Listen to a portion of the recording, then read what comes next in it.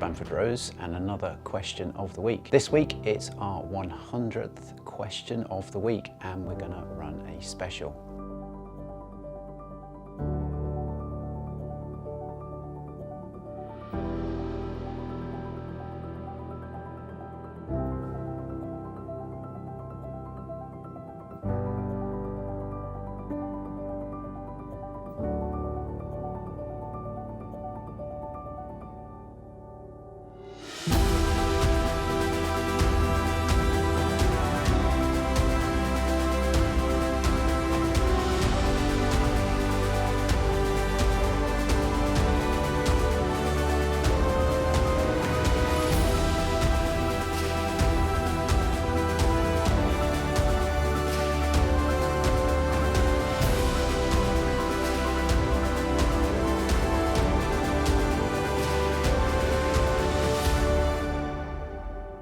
This is going to be a review of the modern era Aston range and a price guide. We'll look at the entry point and we'll look at the upper limit, and we'll split it into categories of Vantage chassis, so 4.3, 4.7, leading into V12 Vantage, DB9, 450 horsepower all the way up to DB9 GT, DBS, Virage, leading into Vanquish, and then niche cars that have a category of their own, which will be Rapide, Classic Vanquish, DB11, and finishing up with Merc Vantage. We're going to run this at question of the week 150 and 250 and so on, and we can have a good historical market watch analysis of prices, and we'll start to put them on graphs and see where they're going. Before we get into that, I just want to thank every one of our subscribers that have been here on our journey to this point, and I hope you enjoy the Aston content that we put out. So without any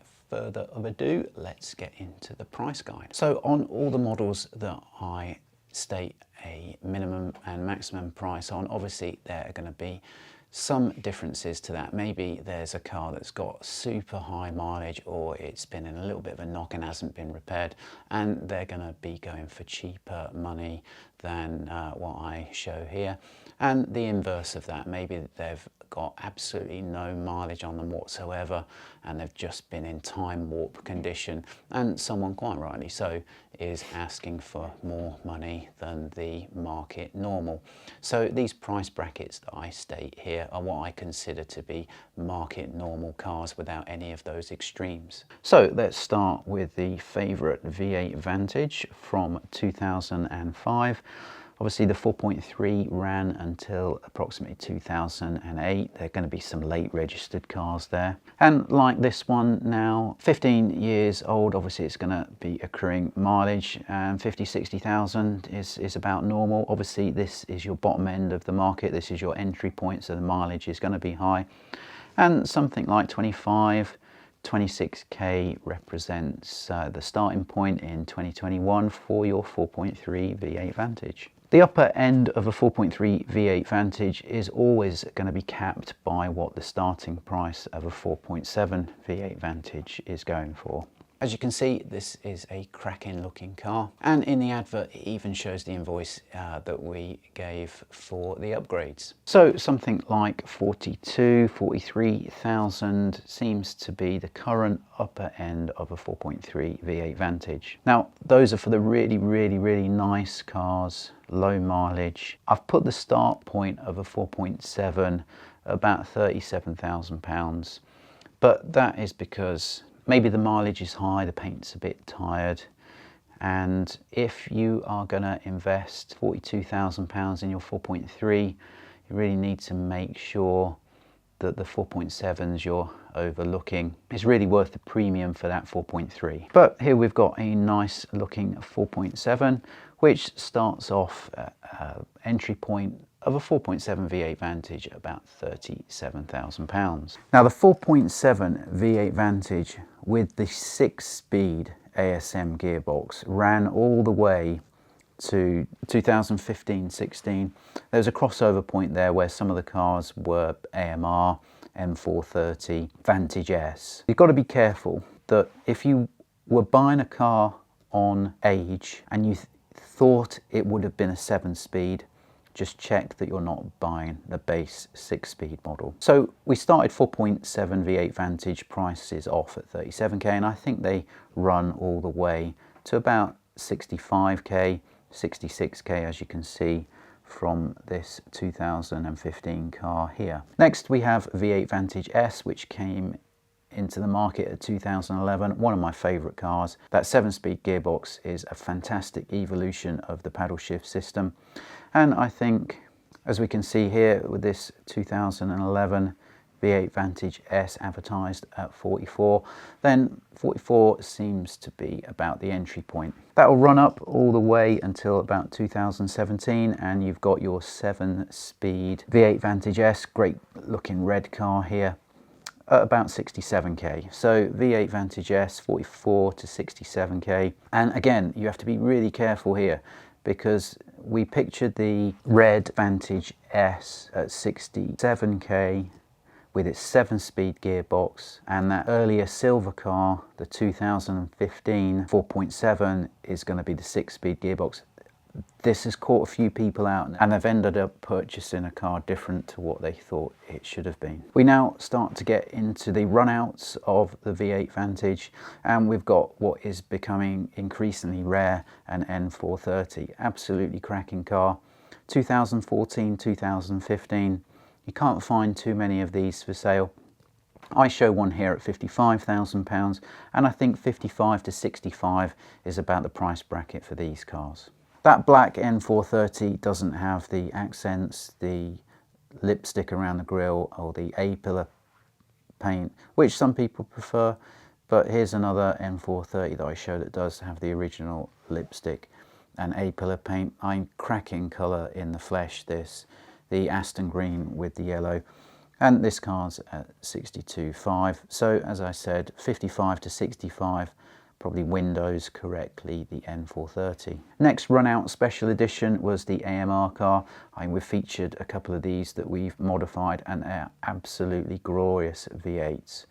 Obviously their rarity is going to command a premium, and I think that an AMR car is going to start at 80, and depending on mileage and condition, run to whatever the seller thinks that they're going to get for it. Now we come on to the Aston Martin V12 Vantage, which started with a 6-speed gearbox, on sale from 2009. These prices are ever changing in the marketplace. Sometimes there's quite a few cars for sale and they struggle to sell at 60, 65, and like now there's very few cars for sale on the marketplace and the price is noticeably higher. Looking at the few that are for sale, then I think something like 65 to 95 windows the 6-speed V12 Vantage. We show this one here going for £63,000 on a private sale.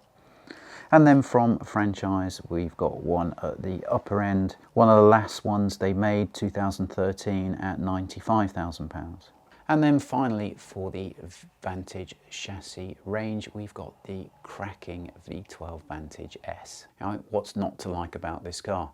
You've got the awesome 6-litre V12 engine with the much evolved and improved and cracking 7-speed paddle shift. 70 to 75k seems to be the entry point for these cars. The red accents on this black car won't be everyone's cup of tea, but here's a more classic and understated model going at the upper end of the price bracket, which I think is around about 110k.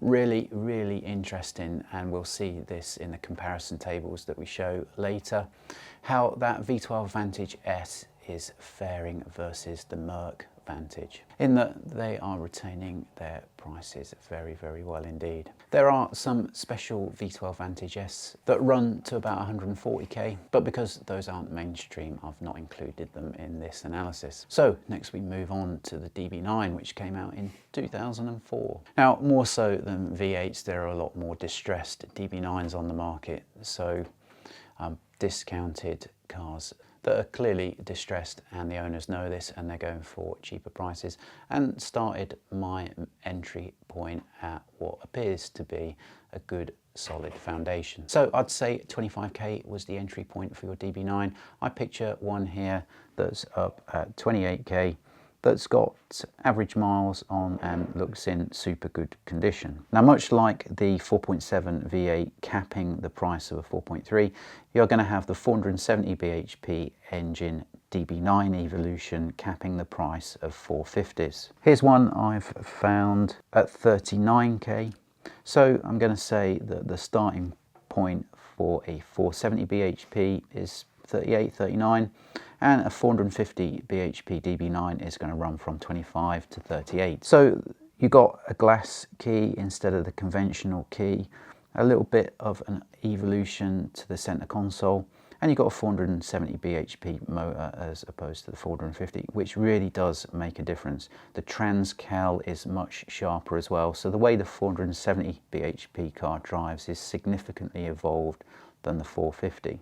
And again, the 470 bhp car is going to be capped by the start price of a DB9.2, the 2013 DB9 car, and that's really easy to distinguish because that's got carbon ceramic brakes. So I picture a carbon ceramic brake DB9.2 here starting at 52, which means that your 470 bhp DB9 car is going to run from approximately 38 to 52. Worth talking about the DB9.2 because it is a cracking car. You've got carbon ceramic brakes, electronic adaptive suspension. The styling has been modified from original DB9 but hasn't gone to extreme, still looks classic, still looks understated. DB9.2 all the way up to DB9 GT are fantastic cars and definitely worth hunting out. If you can't quite afford to get into the seat of a DB9.2 yet, then consider saving your pennies and waiting a little bit longer. In the long run, it will be worth it. That DB9.2 has a 510 bhp engine fitted, so the DB9 evolved 450, 470 to 510, but that 510 engine is exactly the same as what's in Vanquish at 545, so it's very, very easy to remap that car from 510 to 545. Another reason why waiting for a DB9.2 is worth it. There's quite a few of these in the marketplace. So I picture one at franchise dealer for 52, and there's another here at 55. Privately, the DB9.2 at the upper end seems to run to about 75, and probably about 80k is the top end of that bracket. And I picture one here from franchise dealer. So DB9.2 seems to be capped at 80, and that's because the DB9 GT is going to be limiting what a DB9 price runs to.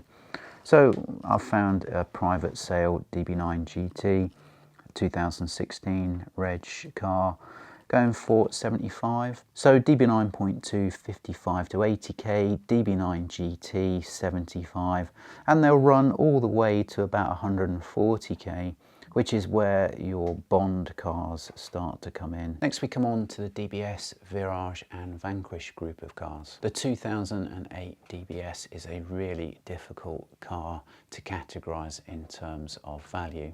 The manuals are really sought after. The convertible manuals are super rare and really sought after. So pricing on DBS is going to fluctuate lots. Also really difficult to categorise in price because arguably it's more desirable than a Vanquish. So the replacement model, unlike other cars, isn't capping the DBS price. And although the Virage is an absolutely cracking car, it was a stopgap car between DBS and Vanquish, and although the mechanical spec of the Virage is just as good as the DBS, its market value is seen not as desirable as a DBS, which makes it a really good buy because a Virage is the thinking man's DBS. Here I picture a DBS at pretty much upper end of the money, about 100k for an auto. Probably a manual will run to about 100k.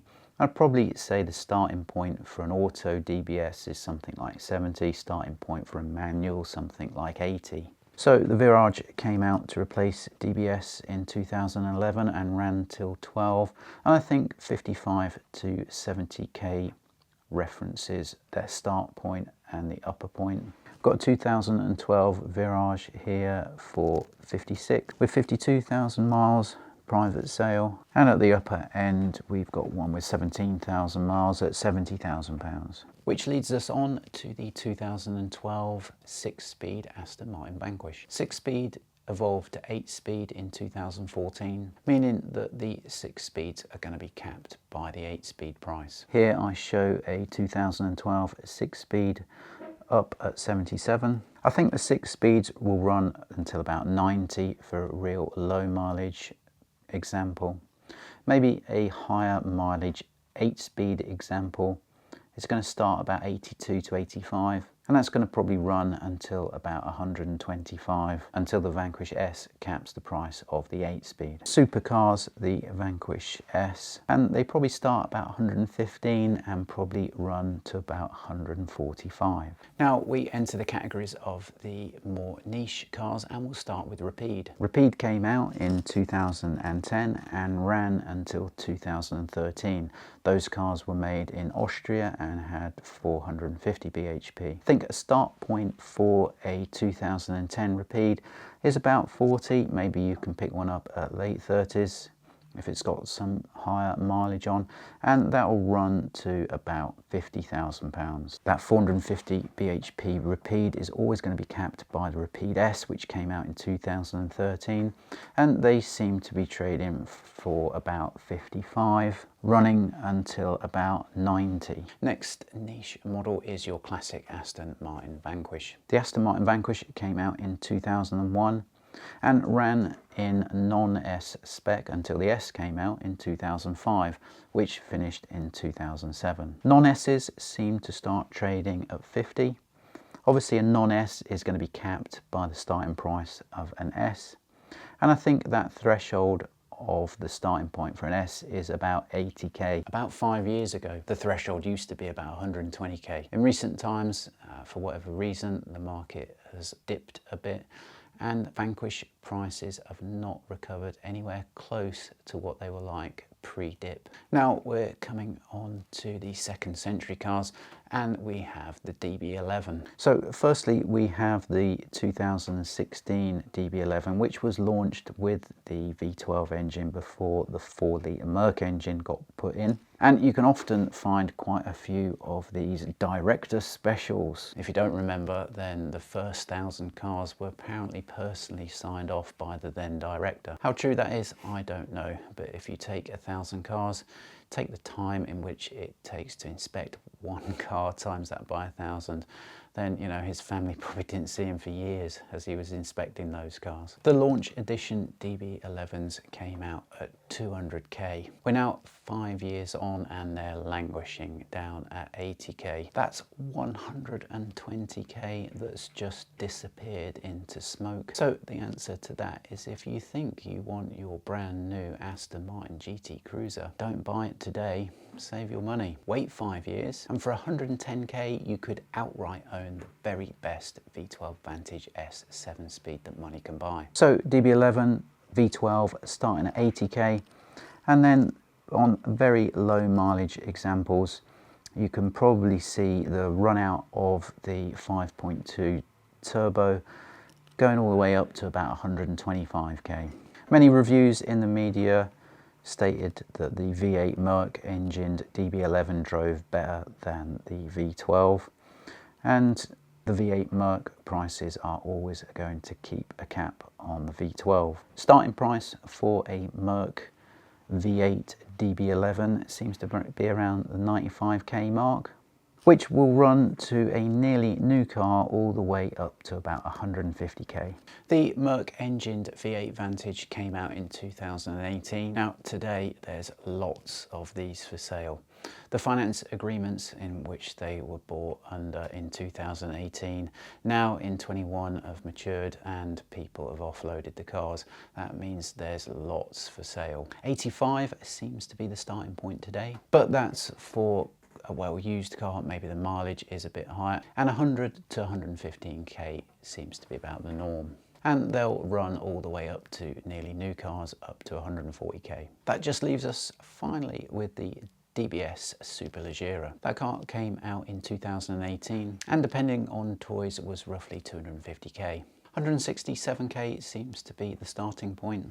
And here I find a one owner, very low mileage example trading at that price. 2 years, 80k depreciation. Obviously DBS Superleggera is a current car, and something like 165, 167 to about 255 ranges the DBS Superleggera market. In future question of the week specials, we will repeat this activity and we'll build on the graphs that we're going to show now. Here is the graph for 4.3, 4.7, V8 Vantage S, M430, AMR, 6-speed V12 Vantage and 7-speed V12 Vantage S. 2005 DB9, leading into DB9.2, 2013 and leading into DB9 GT. 2008 DBS, leading into Virage and leading into Vanquish. Now moving on to the niche cars, here's the Rapide Classic Vanquish, DB11 Merc V8 Vantage, and here's DBS Superleggera. I really look forward to reviewing this question of the week 150, and we can really chart in this series where Aston's prices are going. Hope you liked that question of the week. If you haven't done so already, it really helps us if you can subscribe to our channel, click a like and a comment, and we'll see you on the next question of the week.